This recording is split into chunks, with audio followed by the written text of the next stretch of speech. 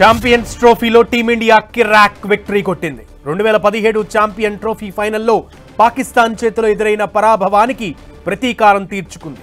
చిరకాల ప్రత్యర్థి పాకిస్తాన్పై అద్భుత విజయం సాధించింది. ఏకపక్షంగా సాగిన మ్యాచ్లో భారత్ పాకిస్తాన్పై 6 వికెట్ల తేడాతో గెలిచింది.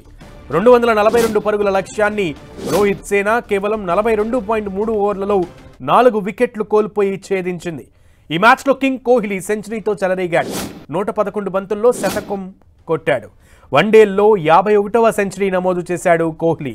ఈ క్రమంలోనే వన్డేల్లో 14,000 పరుగుల క్లబ్లోకి అడుగుపెట్టాడు.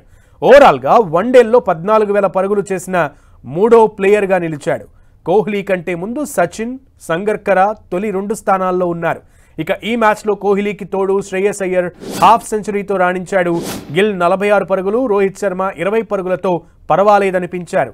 అంతకుముందు టాస్ గెలిచి బ్యాటింగ్ చేసిన పాకిస్తాన్ భారత్ బౌలర్ల దాటికి 49.4 ఓవర్లలో 241 పరుగులకే ఆలౌట్ అయింది. సౌదీ షకీల్ హాఫ్ సెంచరీ సాధించగా ఖుష్దిల్ షా 38 పరుగులతో రాణించాడు. భారత బౌలర్లలో కుల్దీప్ యాదవ్ 3 వికెట్లు తీయగా హార్దిక్ 2 వికెట్లు పడగొట్టాడు. హర్షిత్ రాణా, జడేజా, అక్షర్ పటేల్ తలో వికెట్ దక్కించుకున్నారు.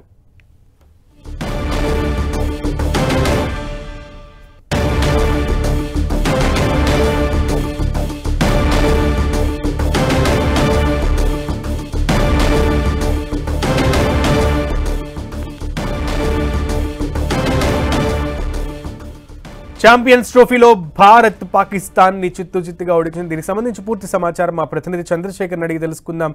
చంద్రశేఖర్,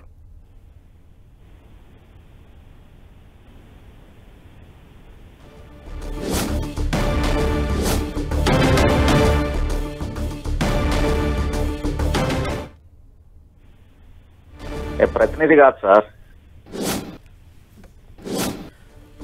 ఎస్